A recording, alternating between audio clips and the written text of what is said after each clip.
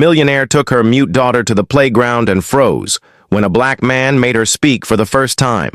"My God, get your daughter away from that man right now!"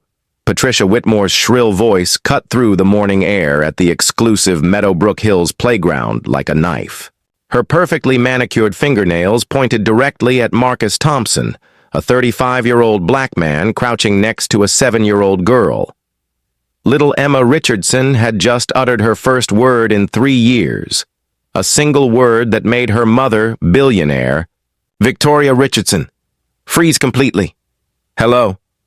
Victoria couldn't process what she had just witnessed. Emma hadn't spoken since the tragic accident that killed her father, and now, in front of a complete stranger, she had broken 3 years of absolute silence.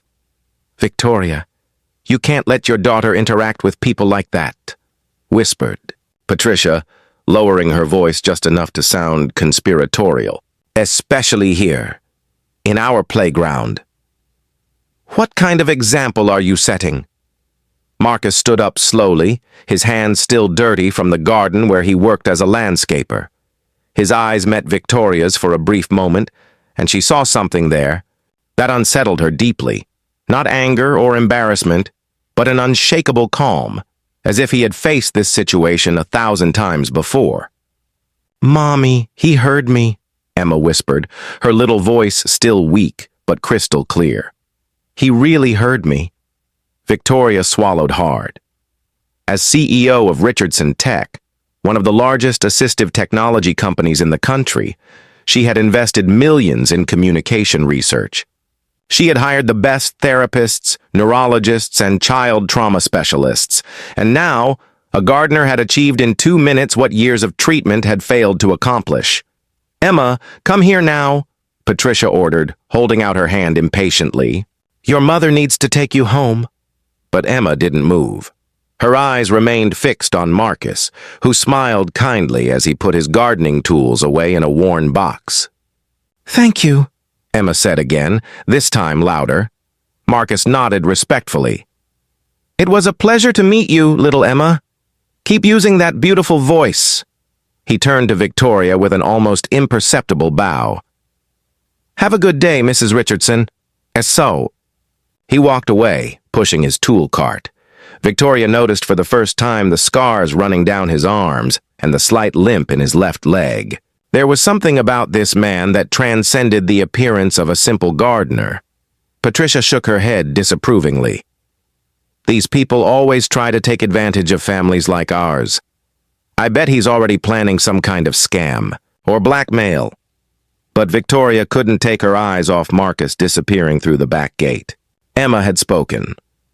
For the first time in 1,095 days, 3 years, her daughter had used her voice, and not with just anyone, but with a man whom Patricia and the other mothers in the neighborhood treated as invisible.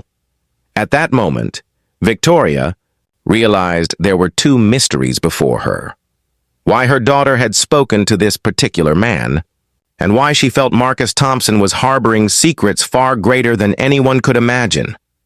If you're wondering how a simple gardener achieved what millions of dollars in treatment couldn't, stay with us. Because this story of prejudice and unexpected discoveries is just beginning. And what you're about to learn about Marcus will completely change your perspective on who really deserves our attention and respect. The following Monday, Marcus Thompson arrived at work as he always did, 45 minutes before opening time, carrying his worn toolbox and a thermos of black coffee. What he didn't expect was to find a warning letter stuck to the back gate of the Meadowbrook Hills condominium. Inappropriate behavior with minors. Violation of professional conduct rules. Last warning before dismissal. Signed, Patricia Whitmore, President of the Residents Association. Marcus folded the paper calmly and put it in his pocket. At 35, after 2 tours in Afghanistan as a combat medic and 3 years fighting the system just to get any job that would take him with his injured leg, he knew this script well. The difference was that this time, he wasn't alone in the fight. "Marcus!" Emma's voice cut through the morning air. The girl ran across the lawn toward him, completely ignoring Patricia's angry shouts. "Emma Richardson, Come back here right now! Patricia's heels clicked furiously against the pavement as she advanced. Her usual expression of superiority plastered across her face. How many times do I have to tell you not to talk to the staff? Marcus bent down to Emma's height as she arrived, panting but smiling. Good morning, little one. How are you today? Very well. Last night I told Mom about you and she was very happy that I did.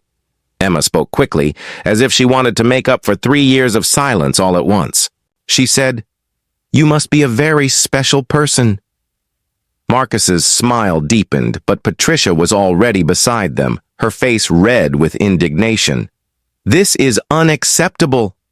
You are deliberately disobeying the rules of the condominium by interacting with the residents. She jabbed her finger toward Marcus.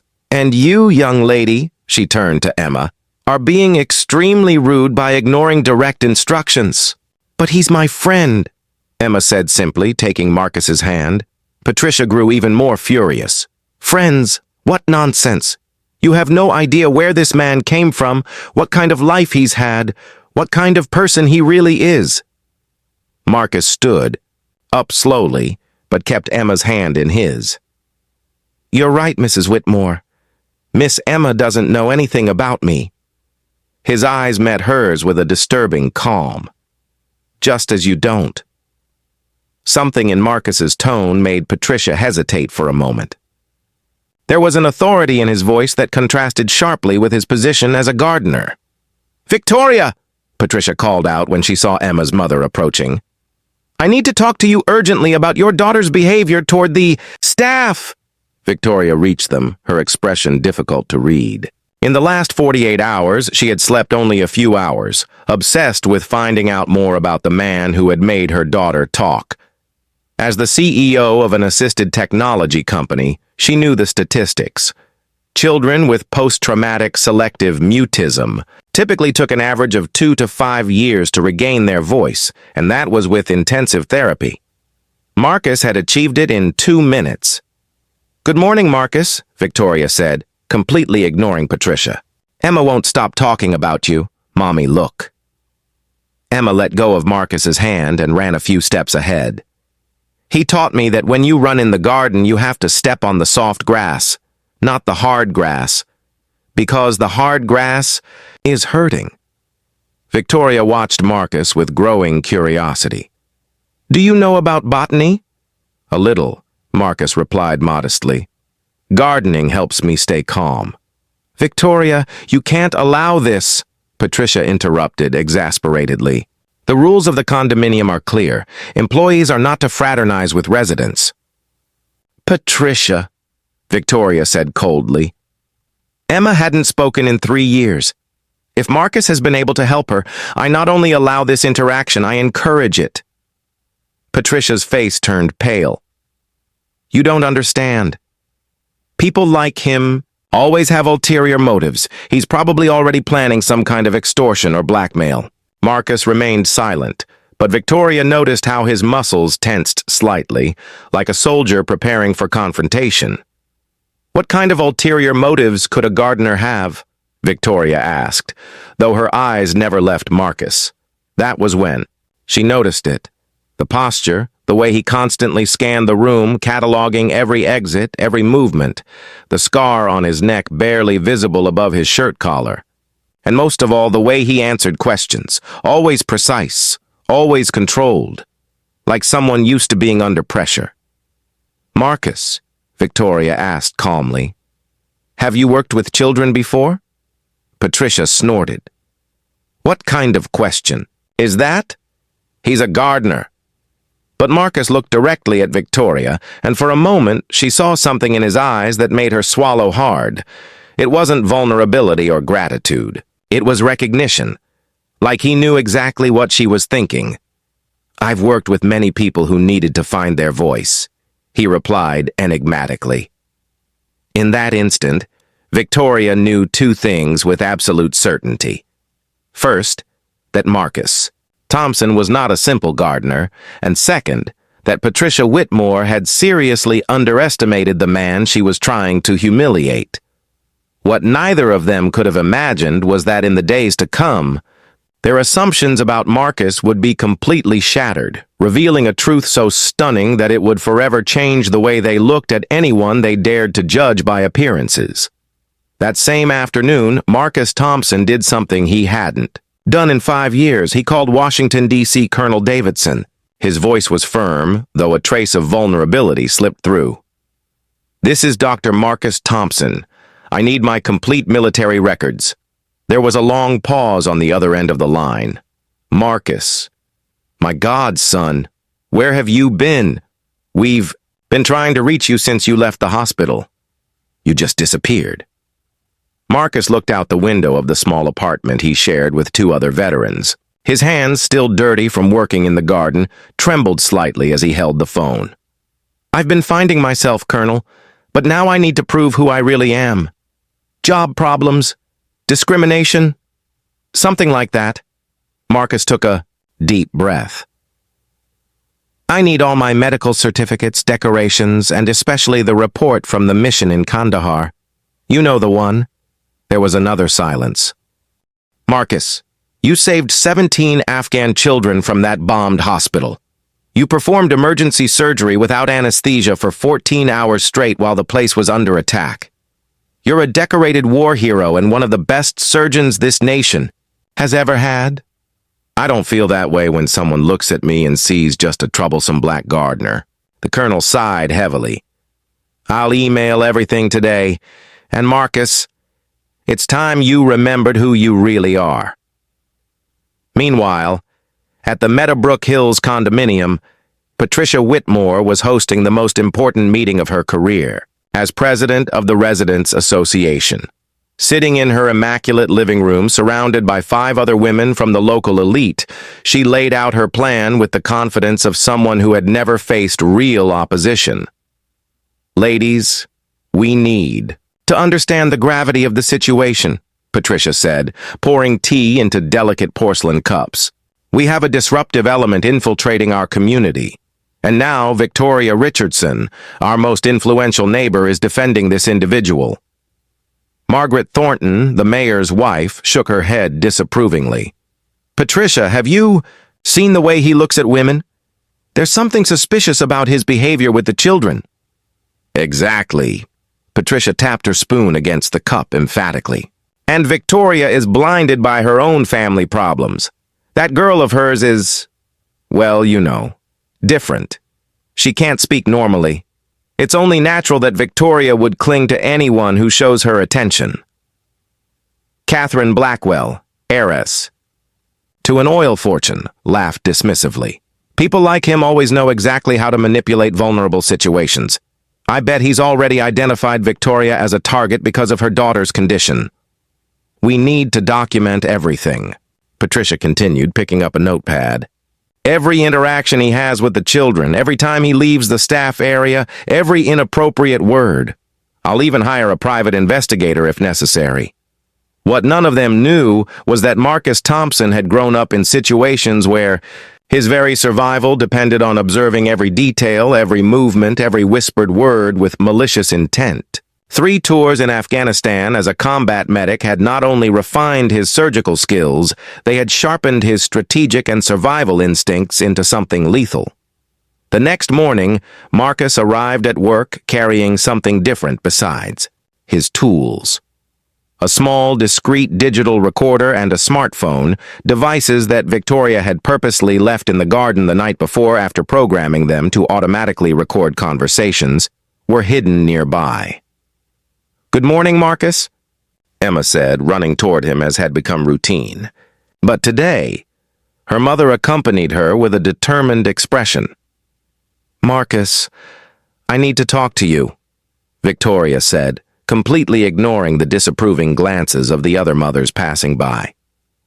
"Emma told me you know a lot about medicinal plants. How does one learn such things while working as a gardener?" Marcus smiled, but his eyes remained alert. "Knowledge is like a seed, Mrs. Richardson. It can grow in any soil, regardless of where it was originally planted." At that moment, Patricia appeared, marching through the garden with 2 other women, one carrying a briefcase, the other a camera. "Victoria, I need to officially document this further breach of protocol," Patricia announced loudly, ensuring the other residents could hear. Employees are not to fraternize with residents, especially not in this intimate and inappropriate manner. Marcus straightened slowly, and Victoria noticed for the first time how different he looked when he assumed his full posture. Taller, more imposing, with a natural authority that contrasted sharply with the humble gardener everyone thought they knew. "Mrs. Whitmore," Marcus said calmly, "may I ask what specific protocol I am violating by speaking politely to a resident who addressed me?" Patricia faltered for a moment, surprised by his impeccable articulation and professional tone. You know very well you shouldn't be interacting with people like Mrs. Richardson and her daughter?" "People like them?" Marcus asked evenly, his voice still calm, but carrying an intensity that made Patricia instinctively take a step back. "Could you be more specific about what kind of people those are, please?" Victoria watched in fascination. With just two direct questions, Marcus had forced Patricia into a position where any answer would expose the prejudice she was trying to disguise as professional concern.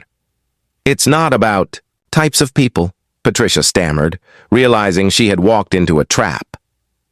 "It's about maintaining order and following established rules." "I see." Marcus nodded respectfully. "And are these rules documented anywhere? I would very much like to review them to ensure I am complying with all protocols properly." In that moment, Victoria knew with absolute certainty that Marcus Thompson was not only far more intelligent than anyone in the condominium had realized, he was playing an entirely different game. That was when Patricia, frustrated and publicly humiliated, made the mistake that would seal her fate. "Listen here," she hissed, lowering her voice, but not enough to escape Victoria's strategically placed smartphone, which picked up every venomous word. "People like you can fool some naive people, but I know exactly what you are and what you're trying to do here." Marcus smiled then, and Victoria felt a chill. It wasn't the smile of submission nor embarrassment.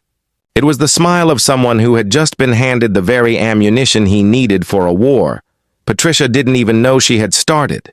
What none of the women present could have imagined was that within the next 24 hours, their entire perception of power, privilege, and superiority would be destroyed by a man they had underestimated so grotesquely that their own arrogance would become the weapon of their downfall.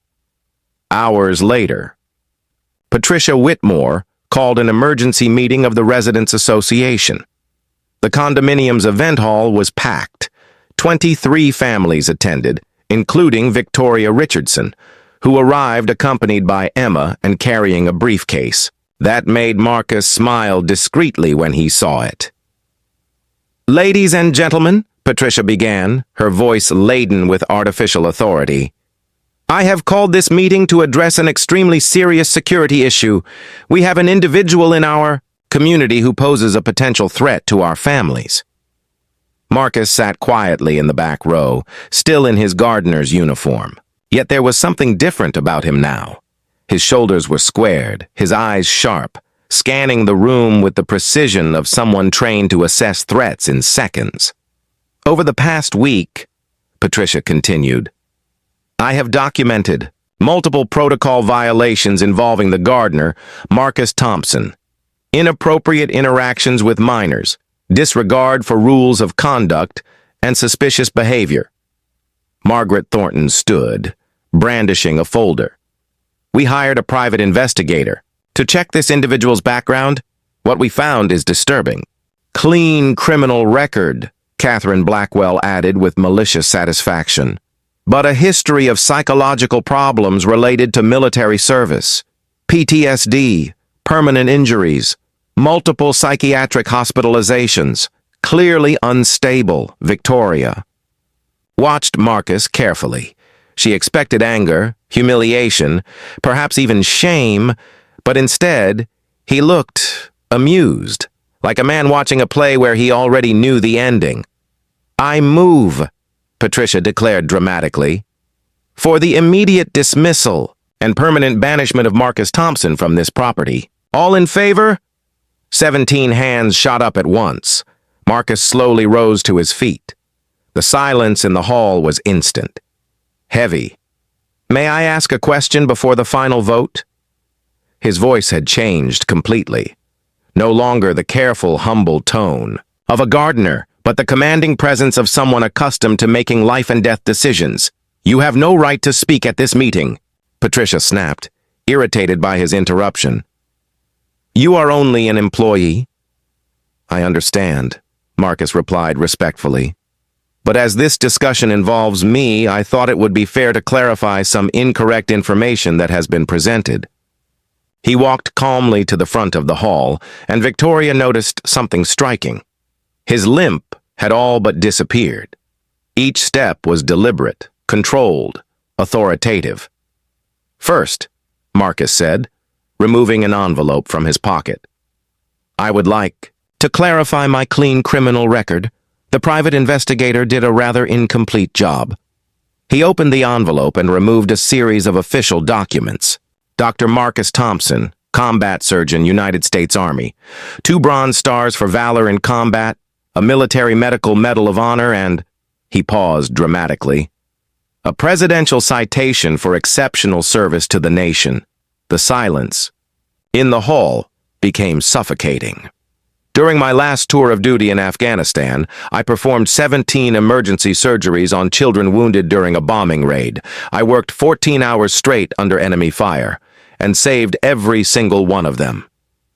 Patricia paled visibly. That doesn't change the fact that you— Oh yes, Marcus interrupted her gently, removing a small digital recorder from his other pocket. The rapes? I'd love to discuss that. He pressed play, and Patricia's voice filled the room with crystal clarity. People like him always try to take advantage of families like ours. I bet he's already planning some kind of scam or blackmail. Several people shifted uncomfortably in their chairs. Marcus continued, and here we have another interesting conversation. He pressed another button. Margaret Thornton's voice echoed through the speakers. Patricia, have you seen the way he looks at women? There's definitely something suspicious about his behavior around children. Margaret's face turned crimson. But my favorite, Marcus said with a smile that didn't reach his eyes, is this one right here. Catherine Blackwell's voice followed.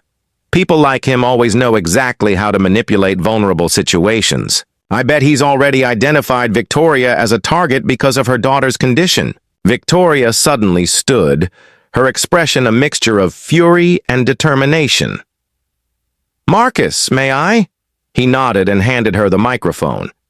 For the past 5 days, Victoria began, her voice controlled but filled with authority, I have been closely observing the interactions between Marcus and my daughter. Emma hadn't spoken in 3 years. 3 years. I spent over $500,000 on treatments, therapies, specialists. She looked directly at Patricia. Within 2 minutes of talking to Marcus, my daughter said her first word. Since then, she hasn't stopped talking, laughing, playing. He gave me my daughter back. Victoria opened her briefcase and pulled out a stack of documents. So, I did my own investigation. Dr. Marcus Thompson isn't just a war hero, he's a specialist in child trauma therapy. He graduated from Johns Hopkins University, worked 5 years at Baltimore's leading pediatric hospital before enlisting. His so-called psychological instability was 3 months of voluntary therapy to deal with the loss of his best friend. In combat, something any decent person would do. He has never had a single psychiatric hospitalization. Marcus took the microphone again. Now, about my ulterior motives. I work as a gardener because no clinic or hospital in this city would hire me. Not because I'm unqualified. I have the credentials to run the pediatric department at any hospital in the country, but because— He looked directly at Patricia. People like you would rather see the color of my skin than my diplomas. The silence was so absolute that the hum of the air conditioning seemed deafening. Victoria Richardson offered me a position yesterday as Director of Human Development at her company with a salary of $250,000 a year. I'll start on Monday. Patricia was shaking with anger and humiliation. That's a trap! You planned all this! Patricia, Marcus said calmly, the only thing I planned was to be kind to a child who needed help. Everything else was a consequence of your choices. He turned to face the entire assembly. Every recording you've heard today was made in public areas of this condominium.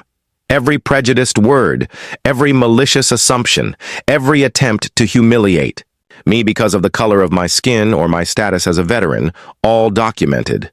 Victoria stood again. As the new legal advisor to this community, I am informing you that Patricia Whitmore, Margaret Thornton, and Catherine Blackwell are being sued for racial discrimination, defamation, and harassment. The recordings will be turned over to the district attorney's office later today. Patricia's face was livid. You can't do that! We are respected members of this community. You were, Marcus corrected gently. And about my resignation. He smiled genuinely for the first time since meeting these women. I just bought the penthouse in Building 5. We'll be neighbors. At that moment, as Patricia realized she had not only lost her position of power, but had turned her own arrogance into the tool of her destruction, one question hung in the air. Would people capable of such prejudice learn any lesson from such humiliation, or would they remain trapped in their own limited concepts, now stripped of the power to hurt anyone? 6 months later, Marcus Thompson sat in his office on the 23rd floor of Richardson Tech, reviewing proposals for the company's new social inclusion program. Through the panoramic window, he could see the Meadowbrook Hills condominium, now a very different view from his former perspective. Dr. Thompson, his assistant appeared at the door. The city council meeting is confirmed for 3. They want to discuss expanding the program to other communities.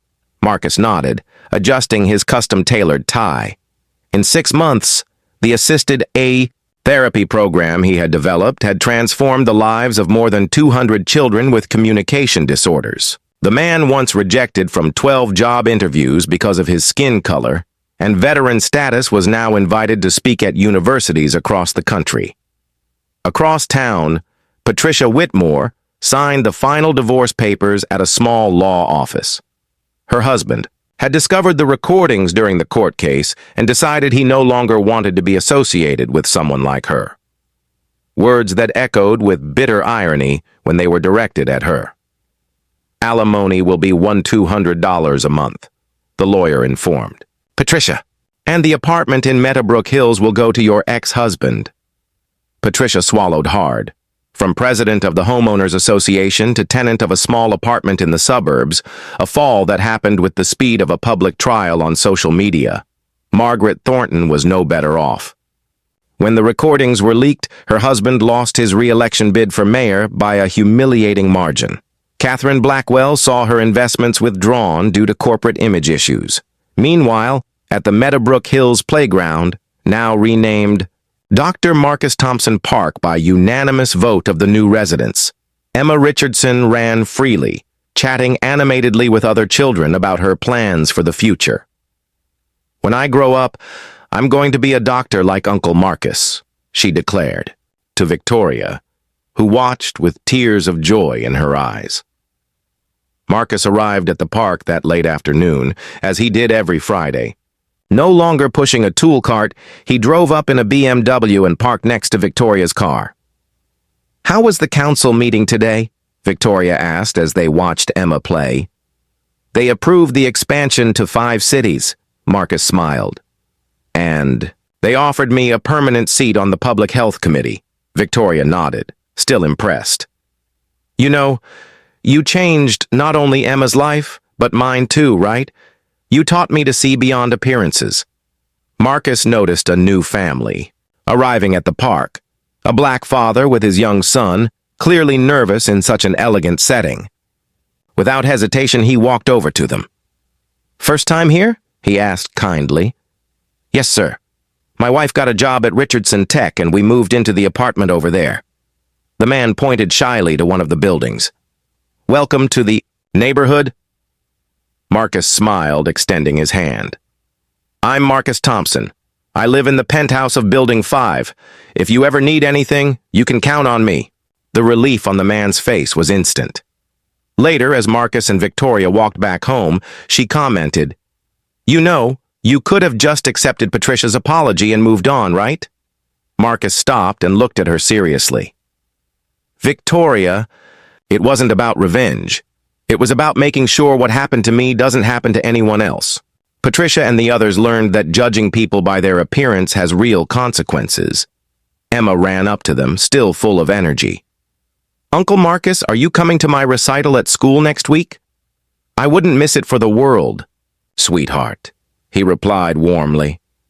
As they walked into the sunset, Marcus reflected on how his life had changed. From invisible gardener to respected director, from rejected veteran to international speaker. The best revenge, he discovered, wasn't destroying those who had underestimated him. It was building something so extraordinary that their smallness became irrelevant. Patricia Whitmore had tried to break a man she judged by the color of his skin and the scars of war. But in the end, she discovered that true strength doesn't come from titles or money. It comes from the ability to turn pain into purpose and prejudice into fuel to achieve unimaginable greatness. If this story has shown you that we should never judge anyone by appearances, leave a comment telling us if you've ever been through something similar. And don't forget to subscribe to the channel for more stories that prove that sometimes underestimating someone is the biggest favor you can do for them.